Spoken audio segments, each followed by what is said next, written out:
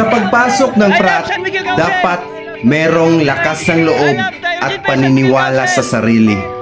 Hindi mo masasabing kunwa-kunwari dahil hindi ito madali.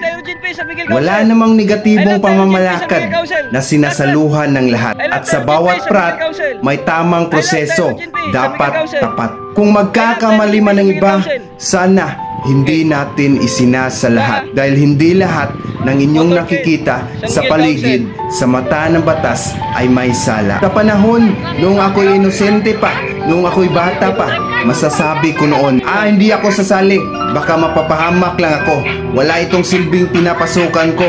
At may biglang pumasok sa isipan ko, ano kaya kung susubukan ko? Sa ngayon, aking naintindihan at nauunawaan sa aking sarili mabuti dahil maraming mga proyekto at serbisyo na inilaan ng oras sa iba't ibang lugar, iba't ibang grupo. Saludo po ako sa lahat sa inyong pagmamalasakit sa kapwa-tao. Alam ko po, iba't ibang grupo tayong sinasalihan, iba't ibang desisyon, pero iisa lang ang ating mga layunin, na makatulong sa kapwa. At nanalangin po ako na kayo po ay basbasan sa ating poong may kapal. Lahat ng fraternity, ipagpatuloy ang ating nasimulan at huwag nating kalimutan ang salitang ito, ang love, respect, at unity.